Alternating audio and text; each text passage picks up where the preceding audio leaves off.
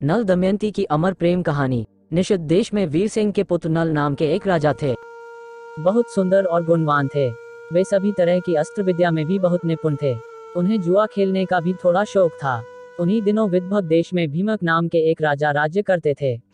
वे भी नल के समान ही सर्वगुण संपन्न थे। उन्होंने दमन ऋषि को प्रसन्न करके उनके वरदान से 4 संतान प्राप्त की थी, 3 पुत्र और 1 कन्या। पुत्रों के नाम थे दम, दांत व दमन। पुत्री का नाम था दमयंती। दमयंती लक्ष्मी के समान रूपवंती थी। बड़ी बड़ी आंखें थी। उस समय देवताओं और यक्षों में कोई भी कन्या इतनी रूपवती नहीं थी। उन दिनों कितने ही लोग उस देश में आते और राजा नल से दमयंती के गुणों का बखान करते। एक दिन राजा नल ने अपने महल के उद्यान में कुछ हंसों को देखा। उन्होंने एक हंसे को पकड़ लिया। हंस ने कहा, आप मुझे छोड़ दीजिए तो हम लोग दमयंती के पास जाकर आपके गुणों का ऐसा वर्णन करेंगे कि वह आपको जरूर वर लेगी। वे सब हंस उड़कर राजकुमारी दमयंती के पास गए। दमयंती उन्हें देखकर बहुत खुश हुई। हंसों को पकड़ने के लिए दौड़ने लगी। दमयंती जिस हंस को पकड़कर दौड़ती, वही हंस बोल उठता, रानी दमयंती निषद देश का एक नल नाम का राजा है। वह राजा बहुत सुंदर है। मनुष्यों में उसके समान सुंदर और कोई नहीं है। वह मानो साक्षात कामदेव का स्वरूप है। यदि तुम उसकी पत्नी बन जाओ तो तुम्हारा जन्म और रूप दोनों सफल हो जाए। वो अश्विनी कुमार के समान सुंदर है। मनुष्यों में उसके समान सुंदर और कोई नहीं है। जैसे तुम स्त्रियों में रत्न हो, वैसे ही नल पुरुषों को भूषण है। तुम दोनों की जोड़ी बहुत सुंदर है। दमयंती ने कहा, हंस तुम नल से भी ऐसी ही बात कहना। हंस ने लौटकर राजा नल को उनका संदेश दिया। दमयंती हंस के मुंह से राजा नल की कीर्ति सुनकर उनसे प्रेम करने लगी। उसकी आसक्ति इतनी बढ़ गई कि वह रात दिन उनका ही ध्यान करती रहती। शरीर धूमिल और दुबला हो गया। वे कमजोर सी दिखने लगी। सहेलियों ने दमयंती के मन के भाव जानकर राजा से निवेदन किया कि आपकी पुत्री अस्वस्थ हो गई है। राजा ने बहुत विचार किया और अंत में इस निर्णय पर पहुंचा कि मेरी पुत्री विवाह योग्य हो गई है। दमयंती के पिता ने सभी देशों के राजा को स्वयंवर के लिए निमंत्रण पत्र भेज दिया और सूचित कर दिया। सभी देश के राजा हाथी व घोड़ों के रथों से वहां पहुंचने लगे।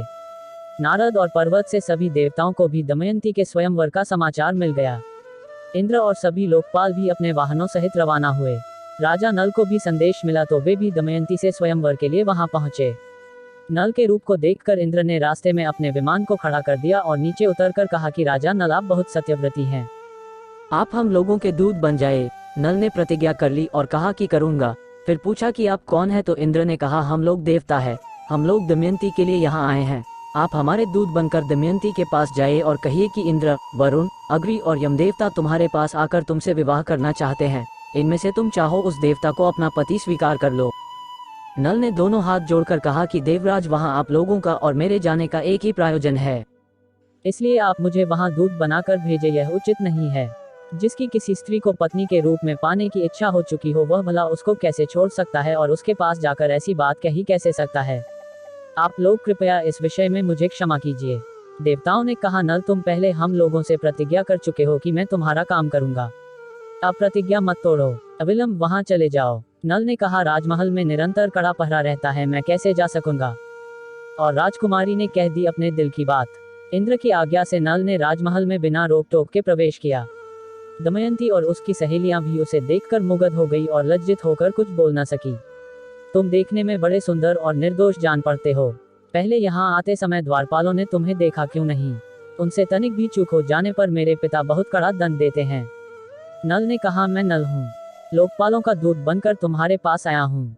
सुंदरी, ये देवता तुम्हारे साथ विवाह करना चाहते हैं। तुम इनमें से किसी एक देवता के साथ विवाह कर लो। यही संदेश लेकर मैं तुम्हारे पास आया हूँ। उन देवताओं के प्रभाव से जब मैंने तुम्हारे महल में प्रवेश किया तो मुझे कोई देख नहीं पाया। मैंने तुमसे देवताओं का संदेश कह दिया है। अब जो कहना है कह दो। अब तुम्हारी जो इच्छा हो करो।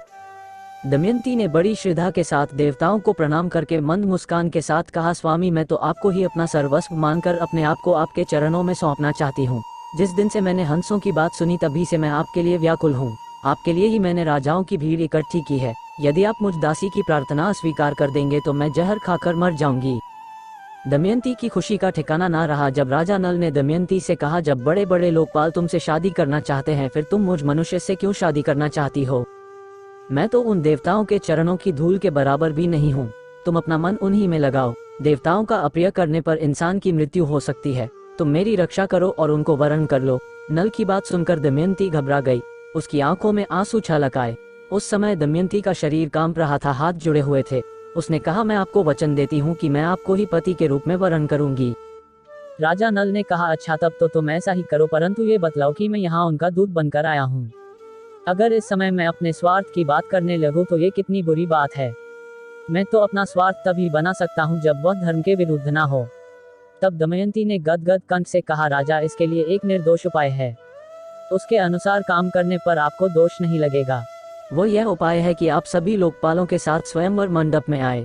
मैं आपको वर लूंगी, तब आपको दोष भी नहीं लगेगा। देवताओं के पूछने पर उन्होंने कहा, मैं दमयंती के पास गया तो मुझे देखकर वे और उनकी सखियां सभी मुझ पर मोहित हो गई, और आप लोगों के प्रस्ताव को उनके सामने रखने के बाद भी वे मुझे ही वरण करने पर तुली हैं।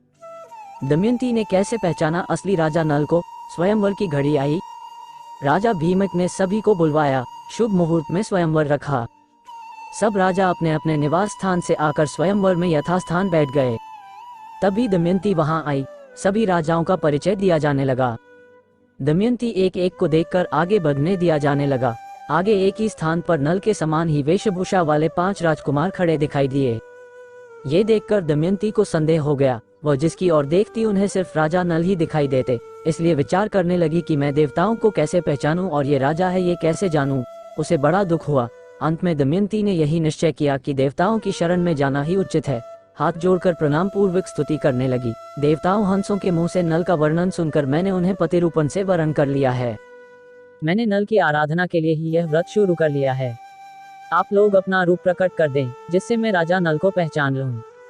देवताओं ने दमयंती की बात सुनकर उसके दृढ़ निश्चय को देखकर उन्होंने उसे ऐसी शक्ति दी जिससे वह देवता और मनुष्य में अंतर कर सके। दमयंती ने देखा कि शरीर पर पसीना नहीं है, पलकें गिरती नहीं है, माला कुम्हलाई नहीं है, शरीर स्थिर है, शरीर पर धूल व पसीना भी नहीं है। दमयंती ने इन लक्षणों को देखकर ही दमयंती ने राजा नल को पहचान लिया और कलयुग नल के शरीर में प्रवेश कर गया। जिस समय दमयंती के स्वयंवर से लौटकर इंद्र व अन्य लोकपाल अपने अपने लोकों को जा रहे थे, उस समय उनकी मार्ग में ही कलयुग और द्वापर से भेंट हो गई। इंद्र ने पूछा, कलयुग कहाँ जा रहे हो? कलयुग ने कहा, मैं दमयंती के स्वयंवर में उससे विवाह करने के लिए जा रहा हूँ। इंद्र ने कहा, अरे स्वयंवर तो कब का पूरा हो गया, दमयंती ने राजा नल का वरण कर लिया है, हम लोग देखते ही रह गए। कलयुग ने क्रोध में भरकर कहा, तब तो यह अनर्थ हो गया। उसने देवताओं की उपेक्षा करके मनुष्य को अपनाया, इसलिए उसको दंड देना चाहिए। देवताओं ने कहा, दमयंती ने हमारी आज्ञा प्राप्त करके ही नल को वरण किया है। वास्तव में नल सर्वगुण संपन्न और उसके योग्य है। वे समस्त धर्मों के जानकार हैं। उन्होंने इतिहास, पुराणों सहित वेदों का भी अध्ययन किया है। उनको शाप देना तो नरक में धधकती आग में गिरने के समान है। अब कलयुग ने द्वापर से कहा, मैं अपने क्रोध को शांत नहीं कर सकता, इसलिए मैं नल के शरीर में निवास करूंगा। मैं उसे राज्यच्युत कर दूंगा, तब वह दमयंती के साथ नहीं रह सकेगा। इसलिए तुम भी जुए के पासों में प्रवेश करके मेरी सहायता करना। द्वापर ने उसकी बात स्वीकार ली। द्वापर और कलयुग दोनों ही नल की राजधानी में आ बसे। 12 वर्ष तक वे इस बात की प्रतीक्षा में रहे कि नल में कोई दोष दिख जाए। एक दिन राजा नल संध्या के समय लघुशंका से निवृत्त होकर पैर धोए बिना ही आचमन करके संध्या वंदन करने बैठ गए। यह अपवित्र अवस्था देखकर कलयुग उनके शरीर में प्रवेश कर गया। जुए में राजा नल सब कुछ हार गए। तब कलयुग दूसरा रूप धारण करके वह पुष्कर बनकर उसकी बात स्वीकार करके वह पुष्कर के पास गया और बोला, तुम नल के साथ जुआ खेलो, मेरी सहायता करो। जुए में जीतकर निषद राज का राज्य प्राप्त कर लो। पुष्कर उसकी बात स्वीकार करके नल के पास गया। द्वापर भी पासे का रूप धारण करके उसके साथ चला। जब पुष्कर ने राजा नल को जुआ खेलने का आग्रह किया, तब राजा नल दमयंती के सामने अपने भाई की बार बार की ललकार सह ना सके। उन्होंने पासे खेलने का निश्चय किया। उस समय नल के शरीर में कलयुग घुसा हुआ था, इसीलिए नल जो कुछ भी जुए में लगाते हार जाते। प्रजा और मंत्रियों ने राजा को रोकना चाहा, लेकिन जब वे नहीं माने तो मंत्रियों ने द्वारपाल को रानी दमयंती तक राजा को रोकने का संदेश पहुंचवाया। तब रानी नल दमयंती को बोली, आपकी पूरी प्रजा आपके दुख के कारण अचेत हुई जा रही है। इतना कहकर दमयंती भी रोने लगी, लेकिन राजा नल कलयुग के प्रभाव में थे, इसीलिए जो पासे फेंकते वही उनके प्रतिकूल पड़ते। जब दमयंती ने ये सब देखा तो उसने धाई को बुलवाया और उसके द्वारा राजा नल के सारथी वार्ष्णेय को बुलवाया। उन्होंने ने उससे कहा, सारथी, तुम जानते हो कि महाराज बहुत संकट में है। अब ये बात तुमसे छिपी नहीं है। तुम रथ जोड़ लो और मेरे बच्चों को रथ में बैठाकर कुंडिंग ले जाओ। उसके बाद पुष्कर ने राजा नल का सारा धन ले लिया और बोला, तुम्हारे पास दावा पर लगाने के लिए और कुछ है या नहीं? यदि तुम दमयंती को दावा पर लगाने के लायक समझो तो उसे लगा दो, क्योंकि पत्नी का यही धर्म है। एक दिन राजा नल ने देखा कि बहुत से पक्षी उनके पास ही बैठे हैं। उनके पंख सोने के समान दमक रहे हैं। नल ने सोचा कि इनकी पांख से कुछ धन मिलेगा। ऐसा सोचकर उन्हें पकड़ने के लिए नल ने उन पर अपना पहनने का वस्त्र डाल दिया। पक्षी उनका वस्त्र लेकर उड़ गए। अब नल नंगे होकर बड़ी दीनता के साथ मुंह नीचे करके खड़ा हो गए। पक्षियों ने कहा, तू नगर से एक वस्त्र पहनकर निकला था, उसे देखकर हमें बड़ा दुख हुआ था, ले अब हम तेरे शरीर का वस्त्र लिए जा रहे हैं। हम पक्षी नहीं, जुए के पासे हैं। नल ने दमयंती से पासे की बात कह दी। तुम देख रही हो, यहाँ बहुत से रास्ते हैं। एक अवती की ओर जाता है, दूसरा पर्वत होकर दक्षिण देश को, सामने विंध्याचल पर्वत है, ये प्योष्णी नदी समुद्र में मिलती है। सामने का रास्ता विदर्भ देश को जाता है, ये कौशल देश का मार्ग है। इस प्रकार राजा नल दुख और शोक से भरकर बड़ी ही सावधानी के साथ दमयंती को भिन्न भिन्न आश्रम मार्ग बताने लगे। दमयंती की आंखें आंसू से भर गई। दमयंती ने राजा नल से कहा, क्या आपको लगता है कि मैं आपको छोड़कर अकेली कहीं जा सकती हूँ? मैं आपके साथ रहकर आपके दुख को दूर करूंगी। दुख के अवसरों पर पत्नी पुरुष के लिए औषधि के समान है, वह धैर्य देकर पति के दुख को कम करती है। राजा नल ने क्यों किया दमयंती को छोड़ने का फैसला? उस समय नल के शरीर पर वस्त्र नहीं था, धरती पर बिछाने के लिए एक चटाई भी नहीं थी, शरीर पर धूल से लथपथ हो रहा था। भूख प्यास से परेशान राजा नल जमीन पर ही सो गए। दमयंती भी उनके साथ ये सारे दुख झेल रही थी। राजा नल भी जमीन पर ही सो गए। दमयंती के सो जाने पर राजा नल की नींद टूटी। सच्ची बात तो ये थी कि वे दुख और शोक के कारण सुख की नींद सो भी नहीं सकते थे। वे सोचने लगे कि दमयंती मुझसे बड़ा प्रेम करती है, प्रेम के कारण ही उसे इतना दुख झेलना पड़ेगा। यदि मैं इसे छोड़कर चला जाऊं तो संभव है कि इसे सुख भी मिल जाए। अंत में राजा नल ने यही निश्चय कि इसे सुख भी मिल जाए। दमयंती सच्ची पतिव्रता है, इसके सतीत्व को कोई भंग नहीं कर सकता। इस प्रकार त्यागने का निश्चय करके और सतीत्व की ओर से निश्चिंत होकर राजा नल ने यह विचार किया कि मैं नंगा हूं और दमयंती के शरीर पर भी केवल एक वस्त्र है, फिर भी इसके वस्त्रों में से आधा फाड़ लेना ही श्रेयस्कर है, लेकिन फांडू कैसे? शायद ये जाग जाए। राजा नल ने ये सोचकर दमयंती को धीरे से उठाकर उसके शरीर का आधा वस्त्र फाड़कर शरीर ढक लिया। दमयंती नींद में थी। राजा नल उसे छोड़कर निकल पड़े। थोड़ी देर बाद वे शांत हुए और वे फिर धर्मशाला लौट आए और मगर ने रानी को निगलने के लिए जकड़ लिया। थोड़ी देर बाद जब राजा नल का हृदय शांत हुआ, तब वे फिर धर्मशाला में इधर उधर घूमने लगे और सोचने लगे कि अब तक दमयंती पर्दे में रहती थी, इसे कोई छू भी नहीं सकता था।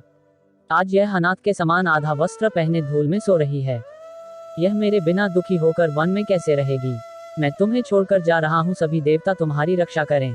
उस समय राजा नल का दिल दुख के मारे टुकड़े टुकड़े हुआ जा रहा था। शरीर में कलियुग का प्रवेश होने के कारण उनकी बुद्धि नष्ट हो गई थी, इसीलिए वे अपनी पत्नी को वन में अकेली छोड़कर वहां से चले गए। जब दमयंती की नींद टूटी, तब उसने देखा कि राजा नल वहां नहीं है। ये देखकर वे चौंक गई और राजा नल को पुकारने लगी। जब दमयंती को राजा नल बहुत देर तक नहीं दिखाई पड़े तो वे विलाप करने लगी। वे भटकती हुई जंगल के बीच जा पहुंची। वहां अजगर दमयंती को निगलने लगा। दमयंती मदद के लिए चिल्लाने लगी तो एक व्याध के कान में पड़ी। वह उधर ही घूम रहा था। वह वहां दौड़कर आया और ये देखकर दमयंती को अजगर निगल रहा है। अपने तेज शस्त्र से उसने अजगर का मुंह चीर डाला। उसने दमयंती को छुड़ाकर नहलाया, आश्वासन देकर भोजन करवाया। रानी ने क्यों दिया मुसीबत से बचाने वाले को ही शाप? दमयंती जब कुछ शांत हुई, व्याध ने पूछा, सुंदरी तुम कौन हो? किस कष्ट में पड़कर किस उद्देश्य से तुम यहाँ आई हो? दमयंती की सुंदरता, बोलचाल और मनोहरता देखकर व्याध मोहित हो गया। वह दमयंती से मीठी मीठी बातें करके उसे अपने बस में करने की कोशिश करने लगा। दमयंती उसके मन के भाव समझ गई। दमयंती ने उसके बलात्कार करने की चेष्टा को बहुत रोकना चाहा, लेकिन जब वह किसी प्रकार नहीं माना तो उसने शाप दे दिया कि मैंने राजा नल के अलावा किसी और का चिंतन कभी नहीं किया हो तो यह व्याध मरकर गिर पड़े। दमयंती के इतना कहते ही व्याध के प्राण पखेरु उड़ गए। व्याध के मर जाने के बाद दमयंती एक निर्जन और भयंकर वन में जा पहुंची। राजा नल का पता पूछती हुई वह उत्तर की ओर बने लगी। 3 दिन रात बीत जाने के बाद दमयंती ने देखा कि सामने ही एक बहुत सुंदर तपोवन है, जहां बहुत से ऋषि निवास करते हैं। उसने आश्रम में जाकर बड़ी नम्रता के साथ प्रणाम किया और हाथ जोड़कर खड़ी हो गई। ऋषियों को प्रणाम किया। ऋषियों ने दमयंती का सत्कार किया और उसे बैठने को कहा। दमयंती ने एक भद्र स्त्री के समान सभी के हालचाल पूछे। फिर ऋषियों ने पूछा, आप कौन है? तब दमयंती ने अपना पूरा परिचय दिया और अपनी सारी कहानी ऋषियों को सुनाई। तब सारे तपस्वी उसे आशीर्वाद देते हैं कि थोड़े ही समय में निषद के राजा को उनका राज्य वापस मिल जाएगा। उसके शत्रु भयभीत होंगे, व मित्र प्रसन्न होंगे और कुटुंबी आनंदित होंगे। इतना कहकर सभी ऋषि अंतर्ध्यान हो गए। रानी ने मुश्किल समय में भी रख दी शर्त, क्योंकि दमयंती रोती हुई एक अशोक के वृक्ष के पास पहुंचकर बोली, तू मेरा शोक मिटा दे। शोक रहित अशोक, तू मेरा शोक मिटा दे। क्या कहीं तूने राजा नल को शोक रहित देखा है? तू अपने शोकनाशक नाम को सार्थक कर। दमयंती ने अशोक की परिक्रमा की और वह आगे बढ़ी। उसके बाद आगे बढ़ी तो बहुत दूर निकल गई। वहां उसने देखा कि हाथी, घोड़ों और रथों के साथ व्यापारियों का एक झुंड आगे बढ़ रहा है। व्यापारियों के प्रधान से बातचीत करके दमयंती को जब ये पता चला कि वे सभी चेदी देश जा रहे हैं तो वह भी उनके साथ हो गई। कई दिनों तक चलने के बाद वे व्यापारी एक भयंकर वन में पहुंचे। वहां एक बहुत सुंदर सरोवर था। लंबी यात्रा के कारण वे लोग थक चुके थे, इसलिए उन लोगों ने वहीं पड़ाव डाल दिया। रात के समय जंगली हाथियों का झुंड आया। आवाज सुनकर दमयंती की नींद टूट गई। वह इस मांसाहार के दृश्य को देखकर समझ नहीं पा रही थी कि वह क्या करे। वे सभी व्यापारी मर गए। वो वहां से भाग निकली और दमयंती भागकर उन ब्राह्मणों के पास पहुंची और उनके साथ चलने लगी। शाम के समय वह राजा सुबाहु के यहाँ जा पहुंची। वहां उसे सब बावली समझ रहे थे। उसे बच्चे परेशान कर रहे थे। उस समय राजमाता महल के बाहर खिड़की से देख रही थी। उन्होंने अपनी दासी से कहा, देखो तो वह स्त्री बहुत दुखी मालूम होती है। तुम जाओ और मेरे पास ले आओ। दासी दमयंती को रानी के पास ले गई। रानी ने दमयंती से पूछा, तुम्हें डर नहीं लगता ऐसे घूमते हुए? तब दमयंती ने बोला, मैं एक पतिव्रता स्त्री हूँ। मैं हूँ तो कुलीन पर दासी का काम करती हूँ। तब रानी ने बोला, ठीक है तुम महल में ही रह जाओ। तब दमयंती कहती है कि मैं यहाँ रह तो जाऊंगी पर मेरी 3 शर्त है। मैं झूठा नहीं खाऊंगी, पैर नहीं धोऊंगी और परपुरुष से बात नहीं करूंगी। रानी ने कहा, ठीक है हमें आपकी शर्तें मंजूर है। जैसे ही राजा ने कहा, 10 सांप ने डंस दिया। जिस समय राजा नल दमयंती को सोती छोड़कर आगे बढ़े उस समय वन में आग लग रही थी। तभी नल को आवाज आई, राजा नल शीघ्र दौड़ो, मुझे बचाओ। नागराज कुंडली बांधकर पड़ा हुआ था। उसने नल से कहा, राजन मैं करकोटक नाम का सर्प हूँ। मैंने नारद मुनि को धोखा दिया था। उन्होंने शाप दिया कि जब तक राजा नल तुम्हें न उठावे तब तक यहीं पड़े रहना। उनके उठाने पर तू शाप से छूट जाएगा। उनके शाप के कारण मैं यहाँ से एक भी कदम आगे नहीं बढ़ सकता। तुम इस शाप से मेरी रक्षा करो। मैं तुम्हें हित की बात बताऊंगा और तुम्हारा मित्र बन जाऊंगा। मेरे भार से डरो मत, मैं अभी हल्का हो जाता हूँ। वह अंगूठे के बराबर हो गया। नल उसे उठाकर दावानल से बाहर ले आए। कारकोटक ने कहा, तुम अभी मुझे जमीन पर मत डालो, कुछ कदम गिनकर चलो। राजा नल ने जो ही पृथ्वी पर 10वां कदम चला और उन्होंने कहा 10 तो ही करकोटक ने उन्हें डस लिया। उसका नियम था कि जब कोई बोले 10 तभी वह डंसता था। आश्चर्यचकित नल से उसने कहा, महाराज तुम्हें कोई पहचान ना सके इसलिए मैंने डस के तुम्हारा रूप बदल दिया है। कलियुग ने तुम्हें बहुत दुख दिया है। अब मेरे विष से वह तुम्हारे शरीर में बहुत दुखी रहेगा। तुमने मेरी रक्षा की है। अब तुम्हें हिंसक पशु पक्षी शत्रु का कोई भय नहीं रहेगा। अब तुम पर किसी भी विष का प्रभाव नहीं होगा और युद्ध में हमेशा तुम्हारी जीत होगी। और राजा बन गया सारथी। ये कहकर करकोटक ने 2 दिव्य वस्त्र दिए और वह अंतर्ध्यान हो गया। राजा नल वहां से चलकर 10वें दिन राजा ऋतुपर्ण की राजधानी अयोध्या में पहुंच गया। उन्होंने वहां राजदरबार में निवेदन किया कि मेरा नाम बाहुक है। मैं घोड़ों को हाँकने और उन्हें तरह तरह की चालें सिखाने का काम करता हूँ। घोड़ों की विद्या मेरे जैसा निपुण इस समय पृथ्वी पर कोई नहीं है। रसोई बनाने में भी मैं बहुत चतुर हूँ। हस्तकौशल के सभी काम और दूसरे कठिन काम करने की चेष्टा करूंगा। आप मेरी आजीविका निश्चित करके मुझे रख लीजिए। उसकी सारी बात सुनकर राजा ऋतुपर्ण ने कहा, बाहुक मैं सारा काम तुम्हें सौंपता हूँ, लेकिन मैं शीघ्रगामी सवारी को विशेष पसंद करता हूँ। तुम्हें हर महीने सोने की 10,000 मुहरें मिला करेंगी, लेकिन तुम कुछ ऐसा करो कि मेरे घोड़ों की चाल तेज हो जाए। इसके अलावा तुम्हारे साथ वाषण्य और जीवल हमेशा उपस्थित रहेंगे। राजा नल रोज दमयंती को याद करते और दुखी होते कि दमयंती भूख प्यास से परेशान ना जाने की स्थिति में होगी। इसी तरह राजा नल ने दमयंती के बारे में सोचते हुए कई दिन बिता दिए। ऋतुपर्ण के पास रहते हुए उन्हें कोई ना पहचान सका। जब राजा विदर्भ को यह समाचार मिला कि मेरे दामाद नल और पुत्री राजपाट विहीन होकर वन में चले गए हैं, राजमाता ने कैसे पहचाना रानी को। तब उन्होंने सुदेव नाम के एक ब्राह्मण को नल दमयंती का पता लगाने के लिए चेदिनरेश के राज्य में भेजा। उसने एक दिन राजमहल में दमयंती को देख लिया। उस समय राजा के महल में पुण्याहवाचन हो रहा था। दमयंती सुनंदा एक साथ बैठकर ही वह कार्यक्रम देख रही थी। सुदेव ब्राह्मण ने दमयंती को देखकर सोचा कि वास्तव में यही भीमक नंदिनी है। मैंने इसका जैसा रूप पहले देखा था वैसा अब भी देख रहा हूँ। बड़ा अच्छा हुआ, इसे देख लेने से मेरी पूरी यात्रा सफल हो गई। सुदेव दमयंती के पास गया और उससे बोला, दमयंती मैं तुम्हारे भाई का मित्र सुदेव हूँ। मैं तुम्हारी भाई की आज्ञा से तुम्हें ढूंढने यहाँ आया हूँ। दमयंती ने ब्राह्मण को पहचान लिया। वह सबका कुशल मंगल पूछने लगी और पूछते ही पूछते रो पड़ी। सुनंदा दमयंती को रोता देख घबरा गई। उसने अपनी माता के पास जाकर उन्हें सारी बात बताई। राजमाता तुरंत अपने महल से बाहर निकलकर आई। ब्राह्मण के पास जाकर पूछने लगी, महाराज ये किसकी पत्नी है, किसकी पुत्री है, अपने घर वालों से कैसे बिछुड़ गए। तब सुदेव ने उनका पूरा परिचय उसे दिया। सुनंदा ने अपने हाथों से दमयंती का ललाट धो दिया, जिससे उसकी भौहों के बीच का लाल चिन्ह चंद्रमा के समान प्रकट हो गया। उसके ललाट का वह तिल देखकर सुनंदा व राजमाता दोनों ही रो पड़े। राजमाता ने कहा, मैंने इस तिल को देखकर पहचान लिया कि तुम मेरी बहन की पुत्री हो। उसके बाद दमयंती अपने पिता के घर चली गई। तब खत्म हुई रानी की खोज। अपने पिता के घर एक दिन विश्राम करके दमयंती अपनी माता से कहा कि माँ, मैं आपसे सच कहती हूँ, यदि आप मुझे जीवित रखना चाहती हैं तो आप मेरे पतिदेव को ढूंढवा दीजिए। रानी ने उनकी बात सुनकर नल को ढूंढवाने के लिए ब्राह्मणों को नियुक्त किया। ब्राह्मणों से दमयंती ने कहा, आप लोग जहाँ भी जाए वहाँ भीड़ में जाकर यह कहे कि मेरे प्यारे छलिया, तुम मेरी साड़ी में से आधी फाड़कर अपनी दासी को उसी अवस्था में आधी साड़ी में आपका इंतजार कर रही है। मेरी दशा का वर्णन कर दीजिएगा और ऐसी बात कहिएगा जिससे वे प्रसन्न हो और मुझ पर कृपा करे। बहुत दिनों के बाद एक ब्राह्मण वापस आया। उसने दमयंती से कहा, मैंने राजा ऋतुपर्ण के पास जाकर भरी सभा में आपकी बात दोहराई तो किसी ने कुछ जवाब नहीं दिया। जब मैं चलने लगा तब बाहुक नाम के सारथी ने मुझे एकांत में बुलाया। उसके हाथ छोटे व शरीर कुरूप है। वह लंबी सांस लेकर रोता हुआ मुझसे कहने लगा, उच्च कुल की स्त्रियों के पति उन्हें छोड़ भी देते हैं तो भी वे अपने शील की रक्षा करती हैं। त्याग करने वाला पुरुष विपत्ति के कारण दुखी और अचेत हो रहा था, इसलिए उस पर क्रोध करना उचित नहीं है। लेकिन वह उस समय बहुत परेशान था। जब वह अपनी प्राणरक्षा के लिए जीविका चाह रहा था तब पक्षी उसके वस्त्र लेकर उड़ गए। जब ब्राह्मण ने यह बात बताई तो दमयंती समझ गई कि वे राजा नल ही हैं। इसलिए रानी ने फिर से रचाया स्वयंवर। ब्राह्मण की बात सुनकर दमयंती की आंखों में आंसू भर आए। उसने अपनी माता को सारी बात बताई। तब उन्होंने कहा, आप ये बात अब अपने पिताजी से ना कहे, मैं सुदेव ब्राह्मण को इस काम के लिए नियुक्त करती हूँ। तब दमयंती ने सुदेव से कहा, ब्राह्मण देवता, आप जल्दी से जल्दी अयोध्या नगरी पहुँचे।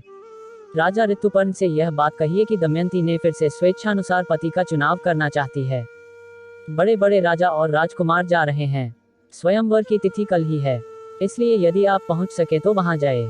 नल के जीने अथवा मरने का किसी को पता नहीं है, इसलिए कल वे सूर्योदय पूर्व ही पति वरण करेंगी। दमयंती की बात सुनकर सुदेव अयोध्या गए और उन्होंने राजा ऋतुपर्ण से सब बातें कह दी। सुदेव की बातें सुनाकर बाहुक को बुलाया और कहा, बाहुक, कल दमयंती का स्वयंवर है और हमें जल्दी से जल्दी वहां पहुंचना है। यदि तुम मुझे जल्दी वहां पहुंच जाना संभव समझो तभी मैं वहां जाऊंगा। ऋतुपर्ण की बात सुनकर नल का कलेजा फटने लगा। सोचा कि दमयंती ने दुखी और अचेत होकर ही ऐसा किया होगा। संभव है वह ऐसा करना चाहती हो। नल ने शीघ्रगामी रथ में 4 श्रेष्ठ घोड़े जोत लिए। राजा ऋतुपर्ण रथ पर सवार हो गए। रास्ते में ऋतुपर्ण ने उसे पासे पर वशीकरण की विद्या सिखाई, क्योंकि उसे घोड़ों की विद्या सीखने का लालच था। जिस समय राजा नल ने यह विद्या सीखी उसी समय कलियुग राजा नल के शरीर से बाहर आ गया। रानी ने राजा को पहचानने के लिए क्या किया? कलियुग ने नल का पीछा छोड़ दिया था, लेकिन अभी उनका रूप नहीं बदला था। उन्होंने अपने रथ को जोर से हाँका और शाम होते होते वे विदर्भ देश में पहुंचे। राजा भीमक के पास समाचार भेजा गया। उन्होंने ऋतुपर्ण को अपने यहाँ बुला लिया। ऋतुपर्ण के रथ की गूंज से दिशाएं गूंज उठी। दमयंती रथ की घरघराहट से समझ गई कि जरूर इसको हाँकने वाले मेरे पति देव हैं। यदि आज वे मेरे पास नहीं आएंगे तो मैं आग में कूद जाऊंगी। उसके बाद अयोध्या नरेश ऋतुपर्ण जब राजा भीमक के दरबार में पहुंचे तो उनका बहुत आदर सत्कार हुआ। भीमक को इस बात का बिल्कुल पता नहीं था कि वे स्वयंवर का निमंत्रण पाकर यहाँ आए हैं। जब ऋतुपर्ण ने स्वयंवर की कोई तैयारी नहीं देखी तो उन्होंने स्वयंवर की बात दबा दी और कहा, मैं तो सिर्फ आपको प्रणाम करने चला आया। भीमक सोचने लगे कि 100 योजन से अधिक दूर कोई प्रणाम कहने तो नहीं आ सकता, लेकिन वे ये सोच छोड़कर भीमक के सत्कार में लग गए। बाहुक वार्ष्णेय के साथ अश्वशाला में ठहरकर घोड़ों की सेवा में लग गया। दमयंती आकुल हो गई कि रथ की ध्वनि तो सुनाई दे रही है पर कहीं भी मेरे पति के दर्शन नहीं हो रहे। हो ना हो वार्ष्णेय ने उनसे रथ विद्या सीख ली होगी। तब उसने अपनी दासी से कहा, है दासी तू जा और इस बात का पता लगा कि यह कुरूप पुरुष कौन है। संभव है कि यही हमारे पतिदेव हों।